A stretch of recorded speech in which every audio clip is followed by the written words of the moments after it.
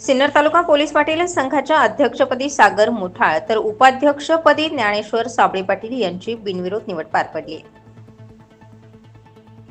सिन्नर तालुका संघाची नूतन पदाधिकारी निवड जिल्हाध्यक्ष अरुण बोडके पाटील यांच्या अध्यक्षतेखाली व ज्येष्ठ पोलीस पाटील शिवाजीराव पोमनार पाटील यांच्या प्रमुख उपस्थितीत घेण्यात आली।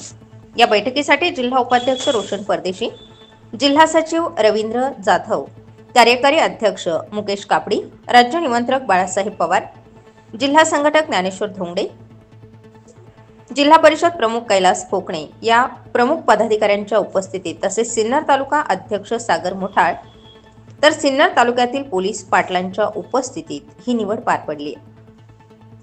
कार्याध्यक्ष कैलास घुले पाटील, भाग्यश्री पाटोळे, उपाध्यक्ष ज्ञानेश्वर साबळे पाटील, ज्योत्स्ना पानसरे, सचिव चंद्रभान खेताडे, सहसचिव भाऊराव बिन्नर, खजिनदार हेमंत माळी, कार्यकारी अध्यक्ष विक्रम भगत, संघटक रामदास वारुंगसे, स्वाती गायकवाड, सुनील चांदोरे, सहसंघटक गुलाबराव बिन्नर, महिला प्रतिनिधी सुनंदा शेळके, संगीता काकड, अर्चना भगत, सदस्य संदीप कुटे, दळवीताई, मार्गदर्शक सदस्य शिवाजी पोमनार आदींची ही निवड यावेळी सर्वानुमते करण्यात आली।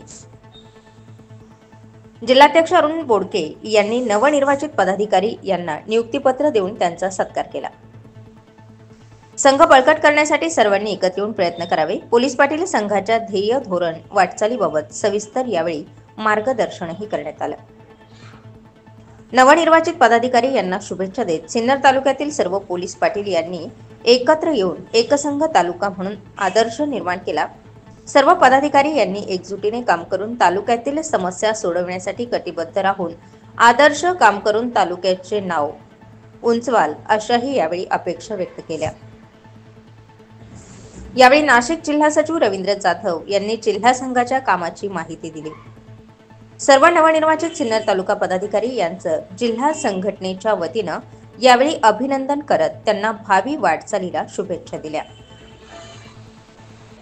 जिल्हा कार्यकारी अध्यक्ष मुकेश कापडी यांनी या कार्यक्रमाचं सूत्रसंचालन केले तर तालुका अध्यक्ष सागर मुठाळ यांनी सर्वांचेच आभार मानले।